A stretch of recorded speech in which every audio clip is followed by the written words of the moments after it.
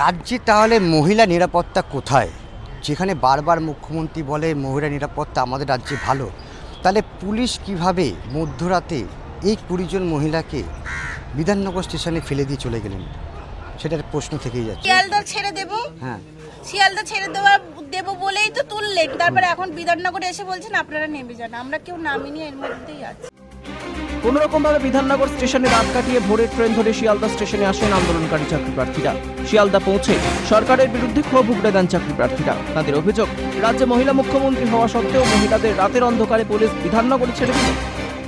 অভিজ্ঞতা বলতে এই শীতের রাত, তার মাঝখানে এতগুলো মেয়ে যারা বিধাননগরের থেকে আসাটা খুব মুশকিল হয়ে যায়, কিন্তু তারপরেও যাই হোক ওনাদের বলার পরে ওনারা সেটা শুনলেন না।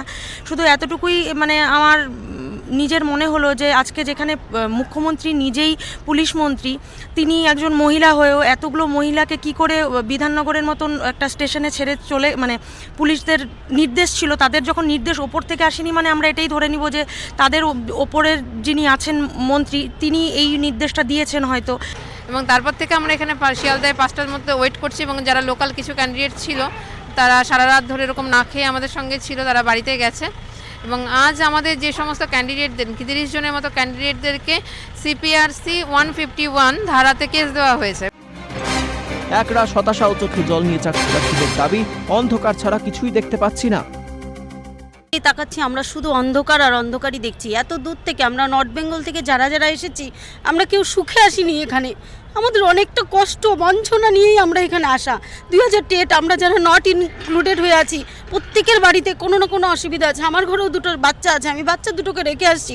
আমার বাচ্চার 104 জ্বর, তবু আমি আসছি কারণ আমার পেটের খিদে আছে। সেই ক্ষেত্রে আমাদের রাত্রি 1টা-2টার সময় মহিলা সহ যে সমস্ত ক্যান্ডিডেটদের বিধাননগরে ছেড়ে দিয়ে গেল, এটা আমি তো কোনো মানবিকতার কিচ্ছু দেখতে পাচ্ছি না।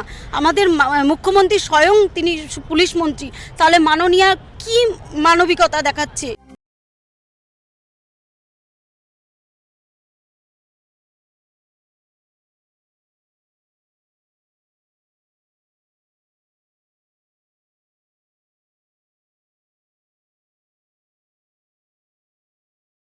অভিজিৎ প্রামাণিক, ক্যালকাটা নিউজ, কলকাতা।